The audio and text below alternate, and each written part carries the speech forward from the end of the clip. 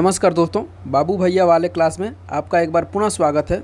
तो आज की वीडियो में हम लोग करेंगे प्रैक्टिस सेट 39 यूपी पेट के लिए मध्यकालीन इतिहास या मेडिवल हिस्ट्री। और अगर आप 38 वीडियो नहीं देखे होंगे दोस्तों तो इसके लिए एक अलग से प्लेलिस्ट है, आप वहां से जाकर देख सकते हैं। तो चलिए आज के सबसे पहले क्वेश्चन की शुरुआत करते हैं। आज का सबसे पहला क्वेश्चन है दोस्तों, दिल्ली स्थित जामा मस्जिद का निर्माण किस मुग़ल शासक ने करवाया था? दिल्ली स्थित जामा मस्जिद का निर्माण किस मुग़ल शासक ने करवाया था? ऑप्शन ए देखिएगा हुमायूं ने, option B Akbar, option C Jahangir और ऑप्शन डी है शाहजहां। तो इसका राइट आंसर हो जाएगा ऑप्शन नंबर डी, यानी दिल्ली स्थित जामा मस्जिद का निर्माण शाहजहां ने करवाया था।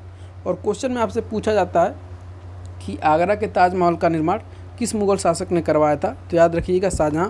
और एक क्वेश्चन और पूछा जाता है कि दिल्ली का लाल किला का निर्माण किसने करवाया था? तो ये भी शाहजहां के द्वारा ही करवाया गया था। आगे बढ़ते हैं क्वेश्चन नंबर 2 की तरफ।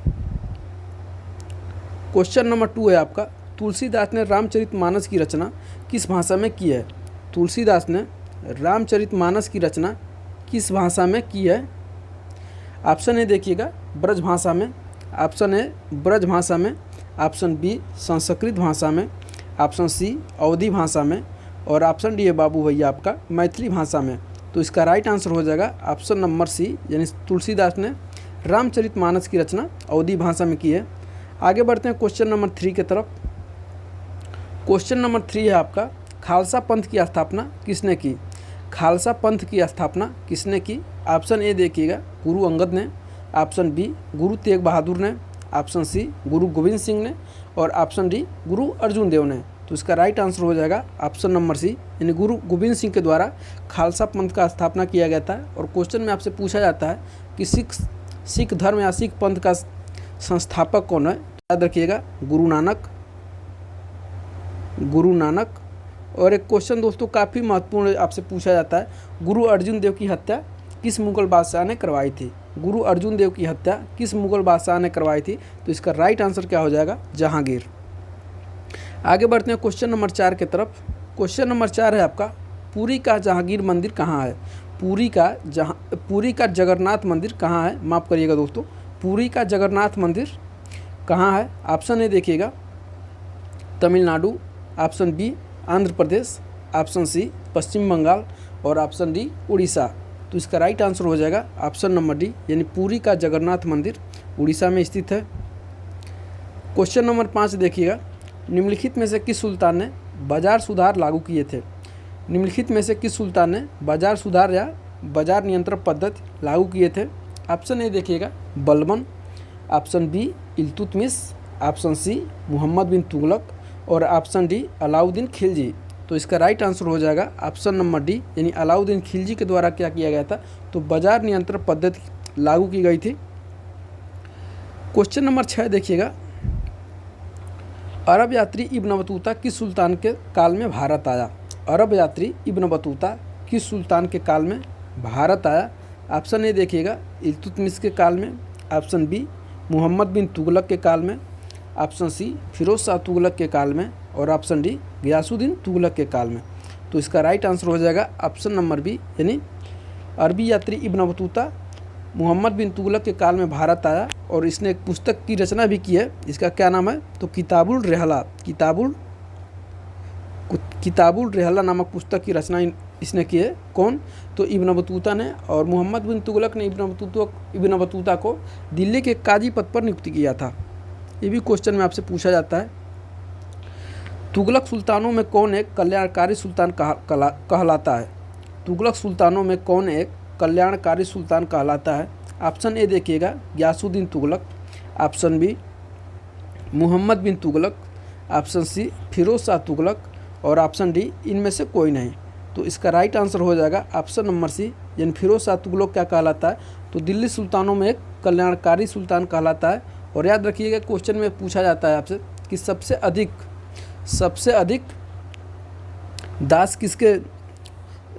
अधिक दास दिल्ली सल्तनत के किस सुल्तान के पास थे? तो फिरोज शाह तुगलक के पास। और इसने दासों के लिए एक अलग विभाग बनाया था जिसे दस्तान बंदगान के नाम से जाना जाता है। क्वेश्चन नंबर 8 देखिएगा दोस्तों। क्वेश्चन नंबर 8, निम्नलिखित बादशाहों में किसने अपनी आत्मकथा फारसी भाषा में लिखी? निम्नलिखित बादशाहों में किसने अपनी आत्मकथा फारसी भाषा में लिखी?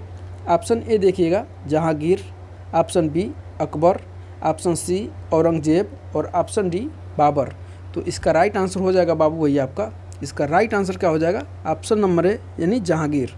और जहांगीर क्या है?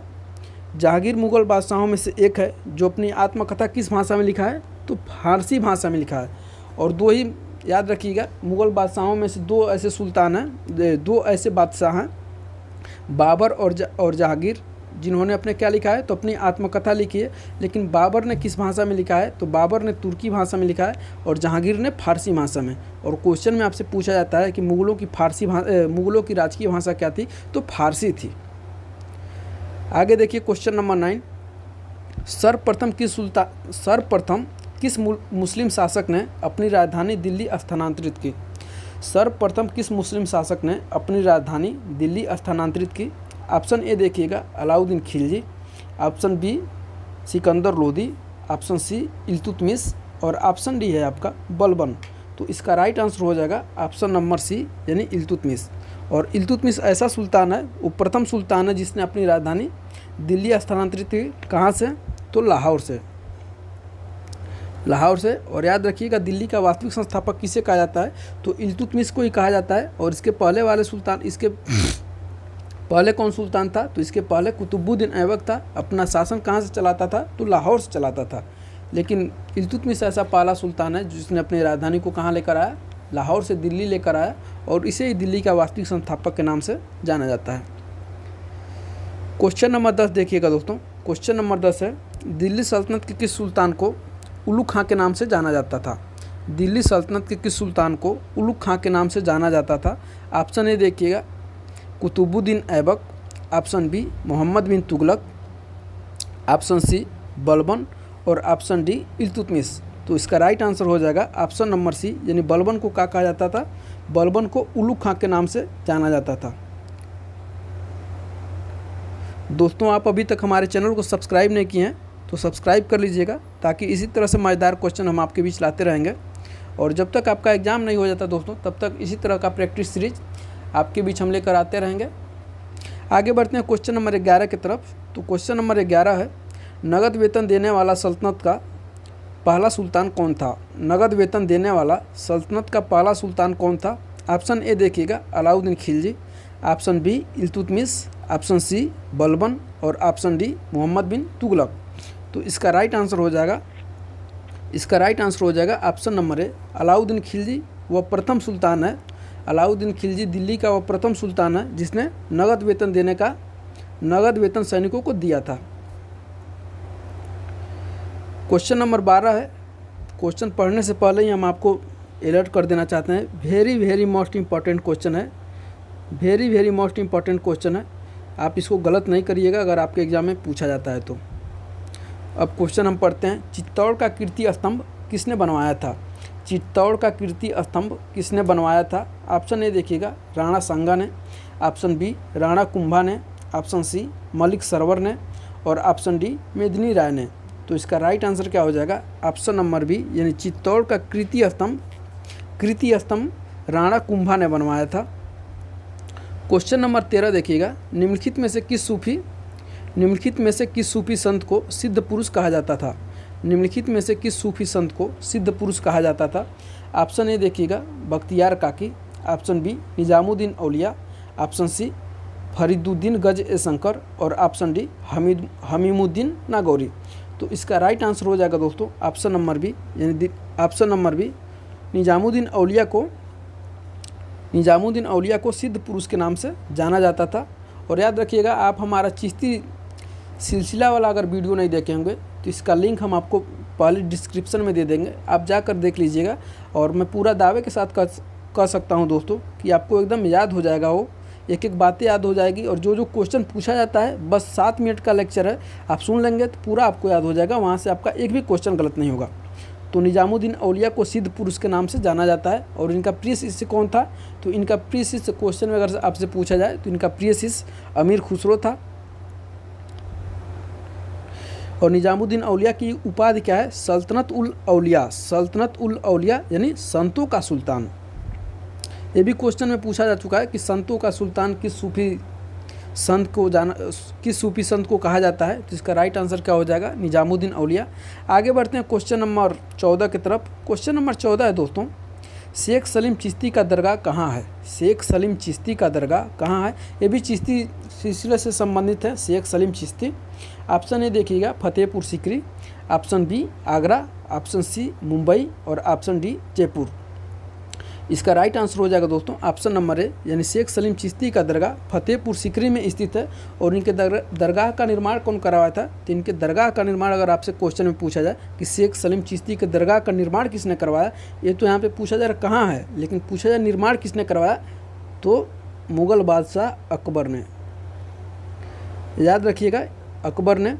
और अकबर का दोस्तों पुत्र नहीं हो रहा था, तो बादशाह जो अकबर था तो शेख सलीम चिश्ती यानी फतेहपुर सीकरी के शेख सलीम चिश्ती संत के प्रति काफ़ी श्रद्धा भाव रखता था। और इन्हें जब इसका पुत्र हुआ सलीम या जहांगीर, तो इन्हीं को क्या समझता था? तो अपना शेख सलीम चिश्ती का आशीर्वाद समझता था। और उसी किस्म जब इनके मृत्यु हो गए तो इनके दरगाह का निर्माण फतेहपुर सीकरी में अकबर ने ही करवाया। आगे बढ़ते हैं दोस्तों क्वेश्चन नंबर 15 की तरफ। थोड़ा सा तबीयत डिस्टर्ब है मेरी। क्वेश्चन नंबर 15 है आपका, निम्नलिखित में से किसे गरीब नवाज कहा जाता है? निम्नलिखित में से किसे गरीब नवाज कहा जाता है? ऑप्शन ए देखिएगा मोइनुद्दीन चिश्ती, ऑप्शन बी बख्तियार काकी, ऑप्शन सी गज ए शंकर और इन्हें ही बाबा फरीद के नाम से जाना जाता है।